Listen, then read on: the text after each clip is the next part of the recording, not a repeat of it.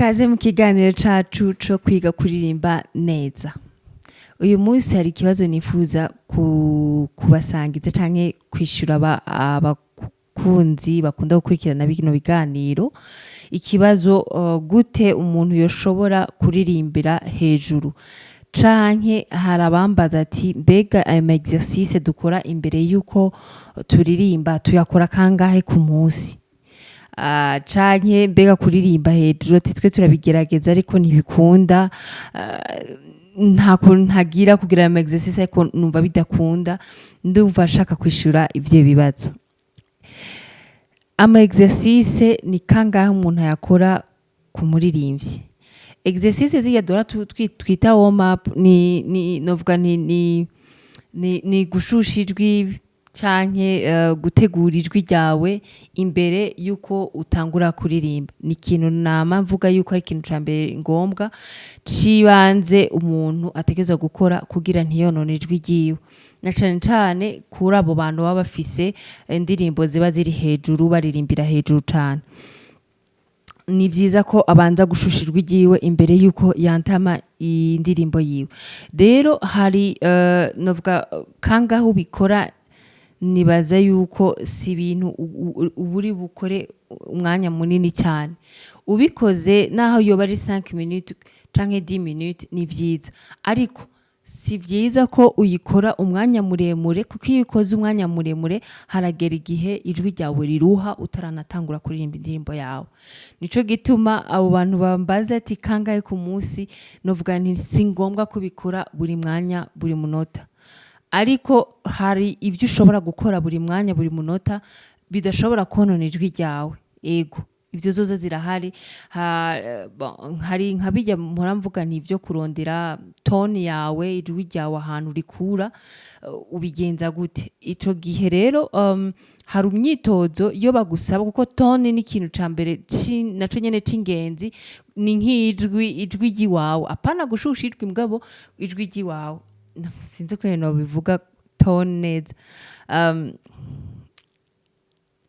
Ni ijwi ry'iwawe ariko ni tone nyene genre ni nka kala y'ijwi ry'iwawe, uko nyene ijwi ryawe risa bitandukanye no gushusha ijwi. Ego ivyo rero vyovyo ni ngombwa ahantu hose uri, nka kurya umupianiste kenshi usanga ariko aragira gutya ku ntebe ku meza buri gihe, n'aho batari ko aravuza intoki ziwe ziba zimeze gutya, guma azungurusha agira gutya, n'aho bataba ariko aravuza kugira imitsi y'intoki yiwe igume iri flexible nyene ku buryo iyo rapidité yiwe akeneye imuzamwe. Donc buri gihe aba ariko exerce. Aba guitariste nabo buri gihe ubusanga bagira gutya ku ntoki, bagira gutya gutya, baba bariko barafata ama accord genre kumenyereza nyene intoki zabo.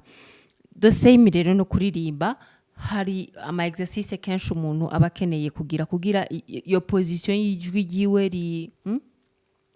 ribeho ku buryo bimubamwe nawe muri we. Twebwe narababwiye yuko umubiri wacu canke uno muhogo wacu ni instrument yacu. Donc kugira iyo position nyene hamwe utanguye kuririmba bitaba bikugora ngo urondere umwanya muremure.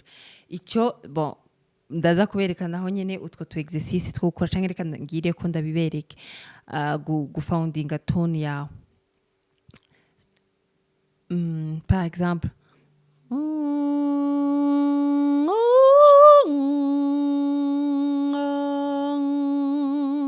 rero ushobora kutabikora ivyo nuko je nsohoye ijwi. Ushobora rero kubikora iyo udashaka gusamaza abantu uri nk'ahantu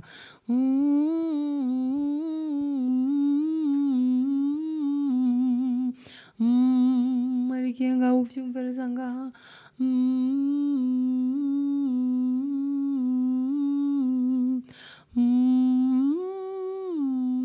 kwimenyereza kuririmba amanota yo hejuru utarinze gusakuza.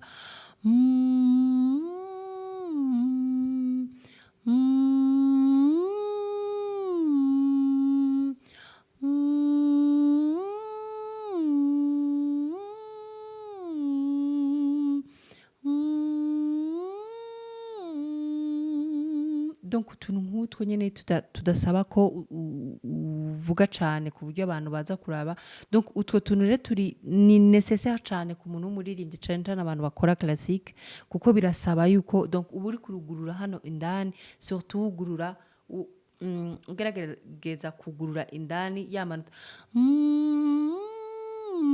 yageze ndirimbira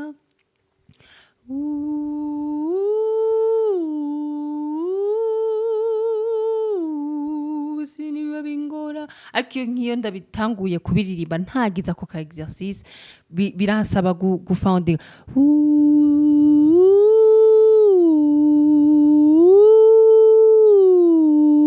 urumva ko kala aba ari yayindi kala ni couleur y'izina ryawe ni couleur y'ijwi ryawe ushobora kugira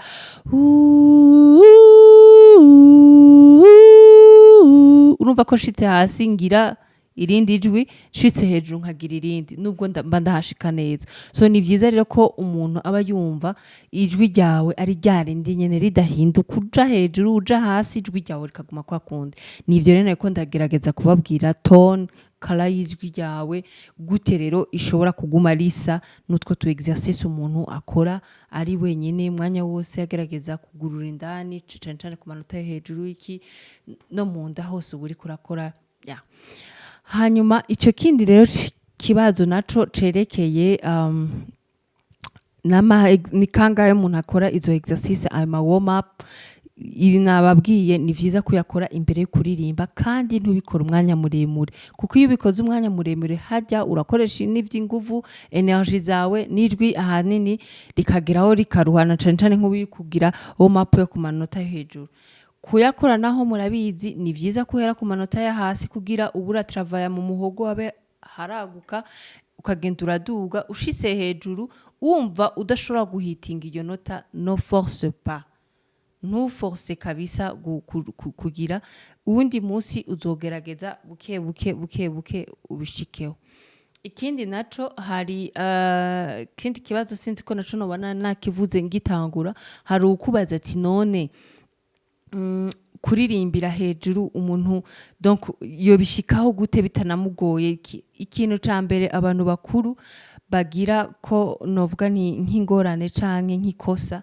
nuko bashaka uyu munsi kwiga kuririmbira hejuru ngo biwe no munsi nyene ivyo rero navyo bakibagirwa yuko kuririmbira hejuru hano na muscles tuba twantraina nukuvuga iyo utabikora buri gihe buri munsi nutwo tu exercice ntushobora kuhashika mu munsi umwe canke mu minsi ibiri buri gihe nama ntanga exemple y'ukungene nk'abarya abantu baterura ivyuma umuntu aterura ivyuma ntaba ashaka amaforme y'ukuboko kwiwe niki ntashobora kubibona muri wiki imwe gusa canke muri semaine zibiri muri zitatu arakora n'ivyo misi yose gutindaho za muscles ziwe ziterane nene akagira ca kiboko kinini mugabo uravyumva ko nawe aba yabikoze misi yose kugira aronke ajya amaforme the same no kuririmba ntushobora kubikora rimwe canke kabiri ngo vyananiye oya fata wihe dea tuvuga uti je ndashaka gushika kuri irya nota